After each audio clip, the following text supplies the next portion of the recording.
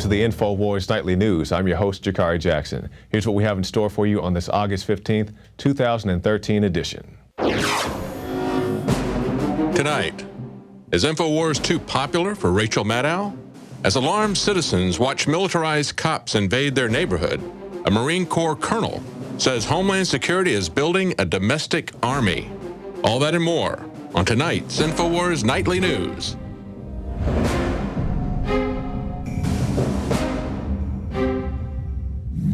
And welcome back. Top story headline: MSNBC blames Boston bombings on deeply racist Alex Jones. Let's go to that clip of MSNBC and then Alex's response to that. Let's go to this clip. Alex Jones may sound crazy, but still has 300 million YouTube.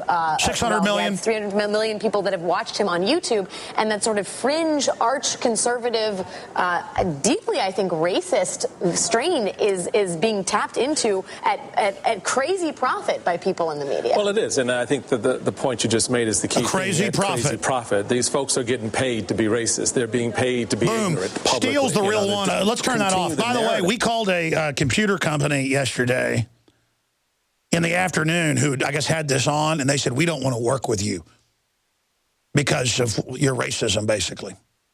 Boom, that's going to be in court. The damages are coming in right now. By the way, we know you got your crews lobbying to take down our YouTube channels and Facebook and Twitter. It's happened before. We got over 600 million views of different Alex Jones videos, not just the 320-something million on one channel that they've turned the clock back on before.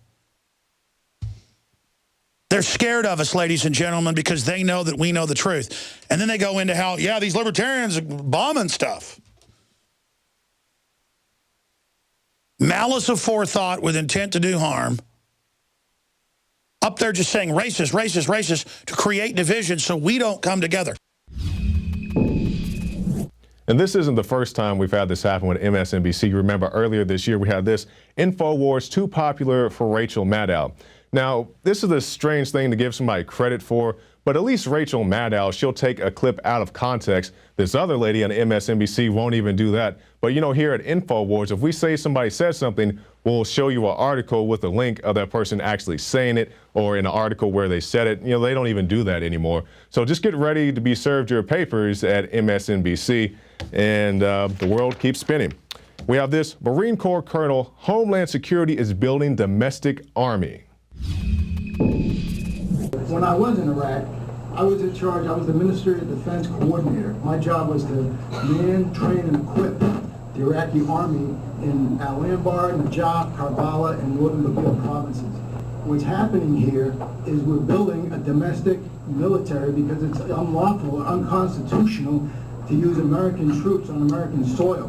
So what we're doing is we're building a military.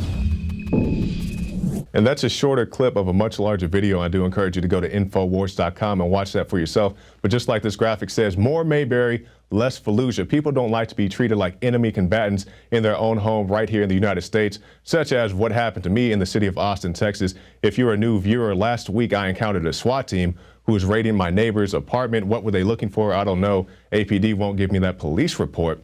But I go down and I file a complaint against these officers, the ones you see on the screen, for violating my First Amendment rights and also illegally detaining me like this guy does in my own home. So I go down and I file a complaint with the complaint agent or whoever the guy was. And he says, you know, can you describe the officers? And just like you saw right there, I can't describe the officers because they're wearing black ski masks. And he says, well, what'd the guy look like? Well, I said, well, he kind of looked like Batman minus the ears and the cape, except Batman doesn't wear a mask, you know, over his face, over his mouth. And he says, you know, what would you like to see happen, the complaint agent? I said, well, I'd like to see the city of Austin make a rule that the officers cannot wear a mask in commission of their duties. Now, I understand, you know, an officer outside may wear sunglasses. I understand a bike cop may wear a helmet. But why do you need to wear a mask? And the guy says straight up, he says, they're not going to change the policy because you filed a complaint. I'm like, well, why do you have a job? I mean, I didn't say that to the guy. He was a nice guy. He was just, you know, some cog in the wheel of a system that goes nowhere. So I'm continuing my pursuit with APD, and I'll let you guys know more about that. But it ties into this: citizens alarmed as militarized cops invade Missouri neighborhood. Now, this is a situation where a SWAT raid is necessary and even recommended for any type of felony offense, any felony. So if you have hot checks outstanding and you have a warrant, they'll send a SWAT team after you. If you are illegally burning CDs and DVDs, you have a big operation on that, you have a warrant for that, they'll send a SWAT team after you.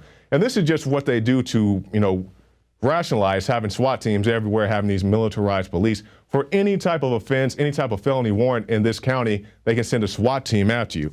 And it's just ridiculous. It's the militarization of police, people wearing ski masks and so forth, like you'll see in this video. Obama-backed militants execute teenage boys. Now, this is a situation that happened in Syria, and every day we have a new video, we have a new situation of the Syrian rebels using child soldiers, having kids play with dynamite, so on and so forth, eating people's internal organs. And we're not going to show you this video because it is very graphic, but you can go to Infowars.com and watch it for yourself. You can see the two young boys right there, teenage boys. The guy behind them steps out of the way, and these kids are pretty much unloaded on with rifles. You can see bullets pass through them and hit the wall behind them. It's very graphic, and this is what your tax dollars are going to support.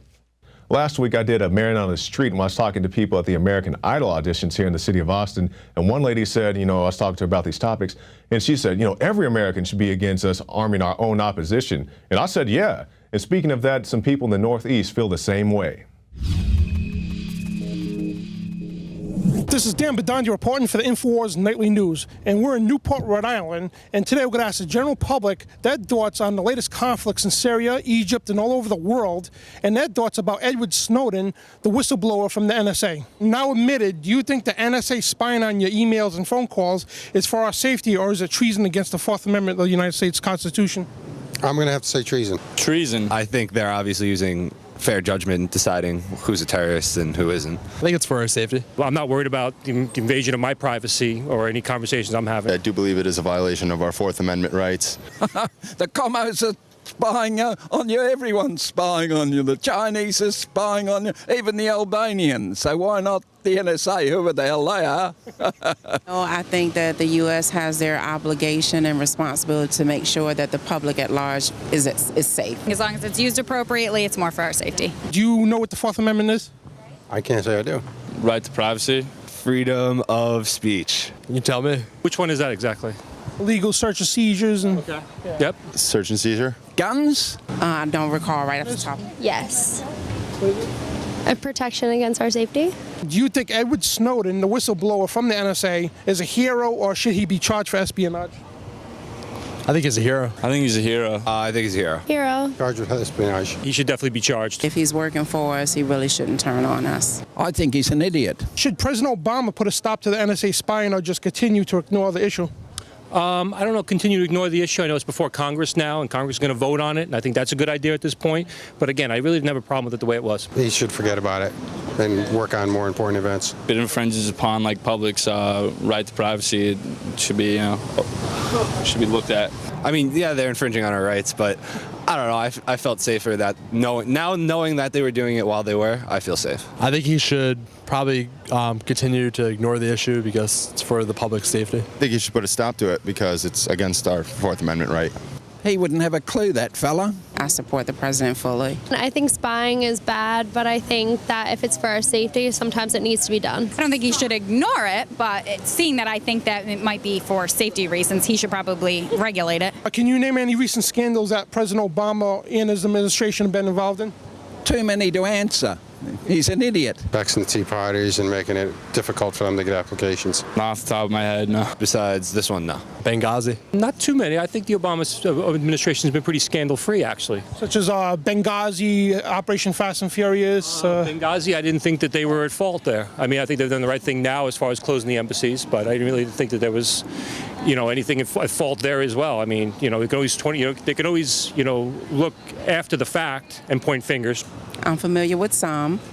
No, but I think that when he captured Osama bin Laden, it helped out tremendously. No, I love President Obama. Benghazi, Fast and Furious. He doesn't know anything about that stuff. Do you think we should fund and send weapons to the rebels in Syria? No. No. No? No. No, I do not. I'd be worried about them getting in the wrong hands. Certainly not. They're going to kill the Christians. They'll be bloody crazy. I've been there. I know what'll happen. It's sad. Are you aware that the rebel groups are openly working with Al-Qaeda now, and the Al-Qaeda flag is now flying over their rebel-held positions? No, I was not aware of that. I wasn't aware, but I'm not doubtful of it. Now I am. Yes. I was not aware. I was not aware of that. I wasn't aware of that. Some of them are, and rat bags, and they're very, very dangerous. They're bloody idiots. No, I'm not familiar with that. Yes, however, sometimes you have to work with the enemy in order to succeed. Do you think funding Al-Qaeda will make us safer? No. No. No. No, I do not. No, I don't think that will at all. No, I would not think that would make us safer. Who? Al-Qaeda? Are you joking? No, because recently the Pentagon awarded several contracts to Al-Qaeda in Syria. You'd be joking. I have no comment on that either. No. No. Are you aware that our government installed the Muslim Brotherhood in Egypt using $1.3 billion of U.S. taxpayers' money? Yes. I wouldn't be surprised. No, I wasn't, but now I am. I was aware. No, but I am not at all surprised. I'm not aware of that, no. It's gone to the army, though, and they're going to kick them out, hopefully. I was not aware of that. Somewhat, but I don't think they can be solely justified for that. No, but it doesn't surprise me. Do you think it's a violation of the Constitution for our military to police the world? We have an obligation to the country, and I support our military fully. Yes, yes, I do. Yes. Yes. Yes, I do. I believe they should be more focused around our safety. Your military to police the world, they're not going to. You'd be joking. No. I think we do have responsibility as a superpower in the world to protect people and protect rights of people. But I don't know, it's kind of tough way to draw those lines sometimes, and putting American lives at risk. Bringing awareness and getting the public's take on things is what the man on the street is all about.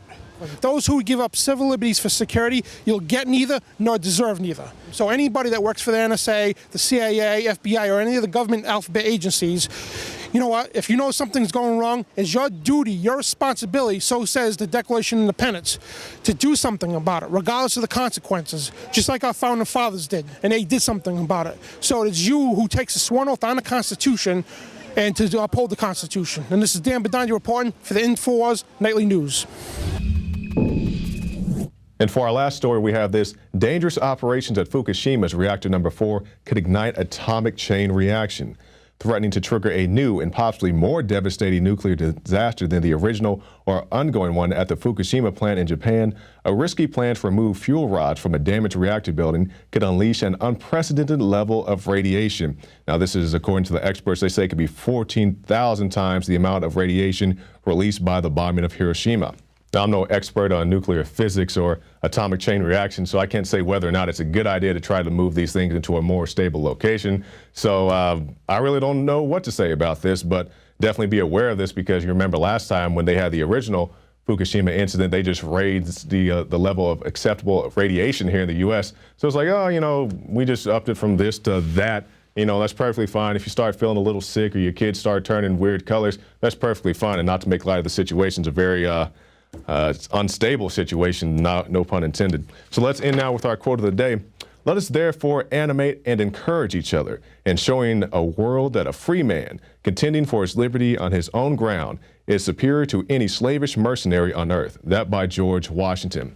So stay tuned, because you do not want to miss this very powerful interview with David Knight and SEAL Team 6 father Charlie Strange, and also his lawyer Larry Klayman, about the suspicious circumstances that led to the deaths of many of America's finest soldiers.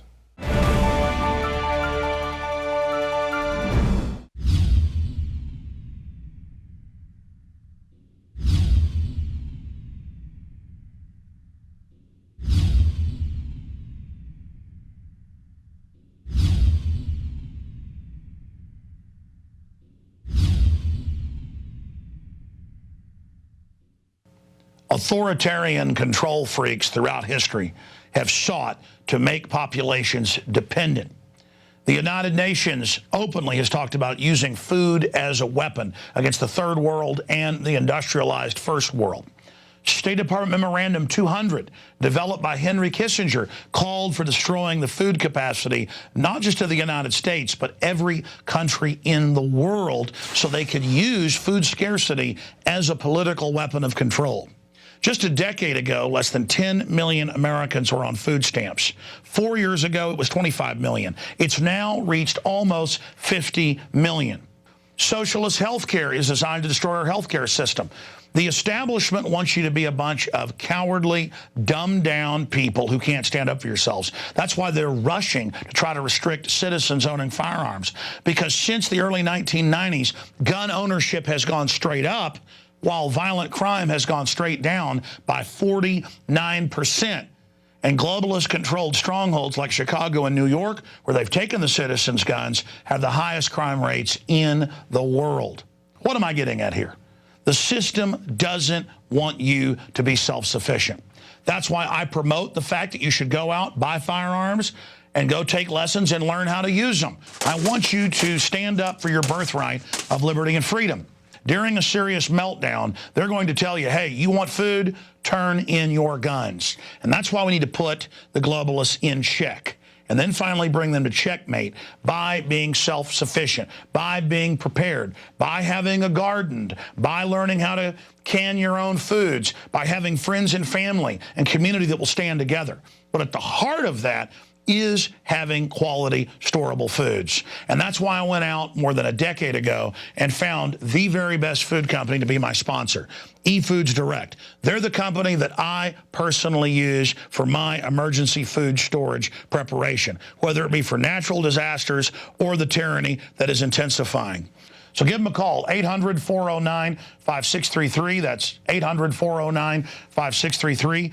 Or efoodsdirect.com/Alex to find the weekly and monthly specials. And there's a lot of other reasons. Privacy, you name it. When you want high-quality, storable foods, you go to the experts, and that's efoodsdirect.com/Alex to find the full list of specials.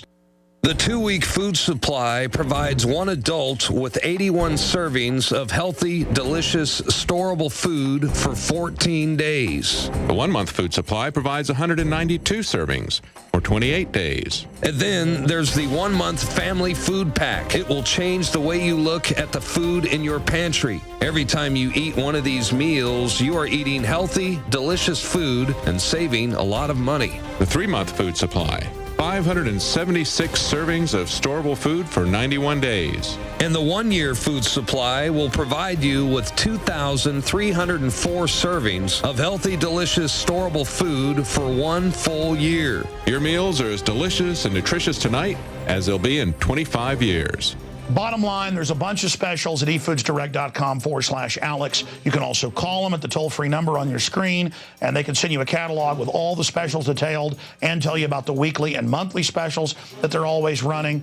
efoodsdirect.com/Alex to find all the specials or call the toll-free number. And so in closing, when you buy from efoodsdirect.com, you are supporting the radio broadcast, the nightly news, the magazine, the films, and everything we're doing. Because we're not like MSNBC or Media Matters that get government and corporate funding to bring down America and bring in tyranny. We are funded by our sponsors and you, the viewers and listeners that support them. Again, that's efoodsdirect.com/Alex or 800-409-5633.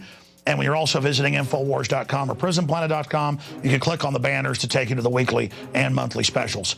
It's like the Hank Williams Jr. song, "A Country Boy Can Survive," because you can't starve us out and you can't make us run, because these boys were raised on shotguns. Well, there aren't really a lot of good old boys left anymore, are there? And those that are out there are demonized and are enemy number one by Homeland Security. And good old boys come in all shapes, colors, and sizes. They're people that aren't chumps, who understand that they're going to take care of their family and that nobody else is. They're people that understand that if somebody else is taking care of them, that makes them a slave. And that the government doesn't want you dependent because they want to build a great future for you. They want to get you dependent so they can social engineer us.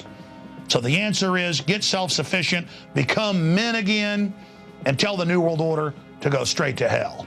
Alex Jones signing off for Infowars.com and eFoods Direct, our great sponsor. Well, in the ancient story of David and Bathsheba, we see King David trying to get rid of Bathsheba's husband Uriah. Now, Uriah was a fiercely loyal soldier of King David. He was part of his most elite fighting forces. And the way David killed Uriah was to have the commander order him to the front of battle and then remove support and leave him alone to die. Today, we would call that having the troops stand down. We saw that happen in Benghazi, where the ambassador was killed, and those who defended him, the few SEALs that were there and other military personnel, were left stranded, alone, as the troops were told to stand down. We see something very similar happening even before Benghazi. 2 years ago in Afghanistan, we had the largest loss of life for SEALs ever. We had 30 people die in a raid. 22 were SEALs, 8 were other military. Many of those who died, many of the SEALs who died, were part of the purported Osama bin Laden raid, and it happened shortly after that. And we have 2 people here who want some answers. Representing the families is Larry Klayman, and he is with Judicial Watch as a public interest and nonprofit law firm. And he became famous, I guess, back in the Clinton administration. He filed 18 civil lawsuits against the Clinton administration. But he also went after Dick Cheney, trying to get some information about the White House Energy Task Force. So he's out there against both parties when necessary to find out the truth, and now he's trying to get some truth, some information, some real information, some true information for the families who desperately want that information. And with him today, we have a father of one of the SEALs who died, Charlie Strange. His son, Michael Strange, was killed in that raid. Well, thank you for joining us today. We've got Larry Klayman and Mr. Strange. And I guess the first thing I want to say, Mr. Strange, is we're so sorry about your loss. And I know that it's a terrible, terrible thing here, but there is something that we appreciate you following this and looking to see what's really behind this, because this is something that is much larger for the nation than the loss of even so many military men, so many SEALs and elite fighting forces. Yes, it is. It's, you know, somebody betrayed our country here. Yes. And leaked out some valuable information that killed 30 brave Americans.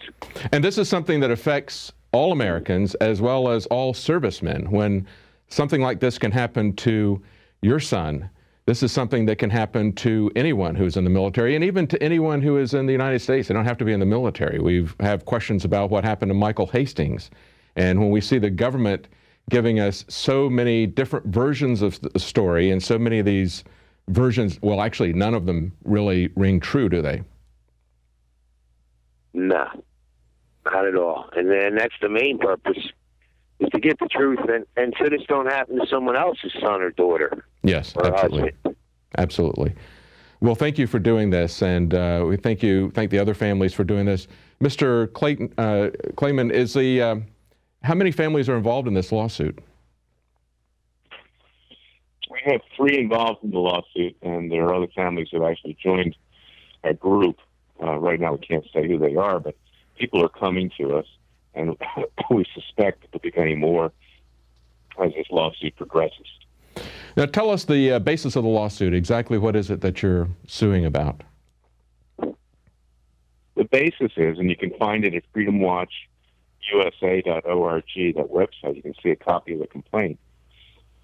There are a number of bases, but with regard to Vice President Joseph Biden and then Secretary Leon Panetta, that they released the name of SEAL Team 6 after Osama bin Laden was killed, which put a target on the backs of these SEALs and other special ops forces, and violating constitutional rights. They've been sued in their individual capacity. We also sued President Hamid Karzai of Afghanistan and Afghanistan itself, because we have reason to believe that Afghanistan gave up these SEALs to the Taliban in exchange for something.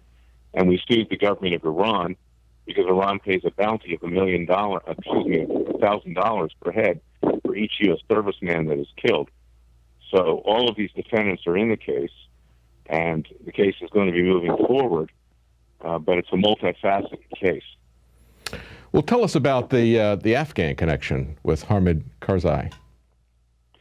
Well, one of the things that really upsets us is that when this helicopter took off, this Chinook helicopter, and Charlie can explain it as well, there were 7 Afghanis that were supposed to go on that mission along with the SEALs and other special ops forces. And they were removed at the last minute. In fact, there's no reference to who they were replaced with on the manifest. And we know that the Taliban was laying in wait for the SEALs and for the other special ops in the Tanjin Valley. And you put all of the things together in this matter, and it raises the likelihood that somehow security was breached, that the Taliban knew that these SEALs were coming their way, and it's most likely that Afghanistan was behind it, because they try to play both sides of the fence. President Karzai of Afghanistan is extremely corrupt. He may have even made a lot of money giving up these SEALs. Oh, yeah. You know, all of these things are things that are going to be explored in this lawsuit, because we're going to have the opportunity to take discovery and gather documents and those kinds of things. So we'll wait for the ultimate conclusion, but we have enough evidence right now to have sued these entities. Let's review a little bit of what happened though. So basically you have a helicopter situation where it goes in, everybody is told that it was a helicopter crash that everybody died in, but then we see that the bodies are not burned, many of them. However, they are cremated, even though the bodies are intact. That looks like a cover-up there. We learned that fire control officers and others are told to basically stand down. We also learned that there are suspicious Afghans on the helicopter as well, and they're taken off. Other Afghans who were supposed to be on the helicopter are taken off. New ones are put on. We don't know who they are. And we see that there's a suspicious communication about this tower. We see that Afghans are immediately celebrating that they got SEAL Team 6, which looks like they got information. You're putting all of this stuff together, and then, Mr. Strange, you get a information from, Rob Kadera told you that he could hear every message you said. Is that correct? Somebody named Rob Kadera? And who is Rob Kadera? Could you tell everyone who that is? He was one of the Navy personnel that one of the four that came up to us and that was telling us, him and Jamie Cotter, that everybody had to be cremated August 6th and 7th. And then when we went to the investigation, October 12th, with General Colt, the night before at the hotel, I left at the, me and my wife left a note in the lobby. Any of the parents from Extortion 17 want to meet with Mr. and Mrs. Strange at 7 o'clock in the lobby, and not all the parents stayed in the same hotel. And quite a few of them came down, and we were talking about what happened, and everybody had a different story, you know. One parent said they told them that it ran into a mountain. One said they hit a building. And in the beginning, that's what they were getting told. Mm-hmm. And the next so they were telling everybody, they were telling everybody that helicopter had crashed, and some of them they would say it hit a building, some of them would say it hit a mountain. Is that correct? August 6th and August 7th, yes. Mm-hmm. And then they came up with the theme RPG. Mm-hmm. I really think it was a man-pad, heat-seeking missile. But October 12th, Rob Cadero came up to me and a few other high-ranking Navy people. Said, "Oh, that was nice that you had all the parents together last night, Mr. Strange." They were watching.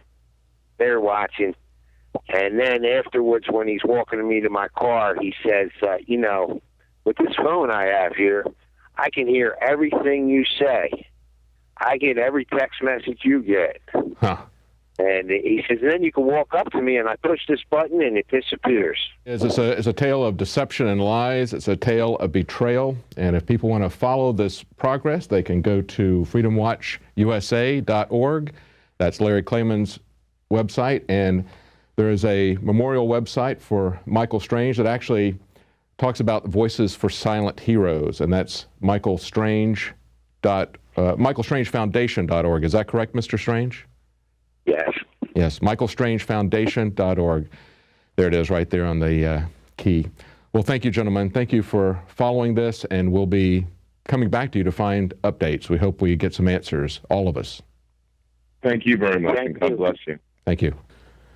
Well, stay tuned to Infowars. We're going to be following this as it develops. As we said, it's yet another story of betrayal and deception. A lot of similarities to the Benghazi raid, and a lot of similarities to the Osama bin Laden raid. A lot of lies and stories that are ever changing, and the details do not match up. And one of the other things that's going on in Afghanistan is a massive surge in the production of poppies, which of course are used to produce heroin and other opiates. And if you want to know more about America's failed war on drugs, you can follow the original story in America Drug War. That's about cocaine, actually. not heroin so much, but then also a new film that is available on DVD only from Infowars, and that is America Drug War II, Cannabis Destiny. They like to tell us that the war on drugs is there to save the children. Well, let's look at the effect that it has on children. Specifically, filmmaker Kevin Booth found that children in foster care were being taken advantage of in order to sell big pharma products. They were being mandated to being given all kinds of heavy-duty pharmaceuticals mandated by Child Protective Services for the foster care families, as well as effective medical marijuana treatments being withheld from people. So let's talk about what happens to the children when we have a war on drugs. And that's available exclusively from Infowars.com. And you can get that as a 2-pack and save $7 off of the purchase of American Drug War I and American Drug War II. Well, that's it for tonight. We'll be back tomorrow at 7 Central, 8 p.m. Eastern.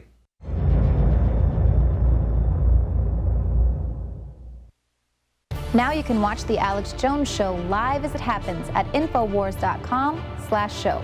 You'll find links to all of our content there and a free 15-day trial for Prison Planet TV. More than 60 movies and documentaries all in one place at Infowars.com/show.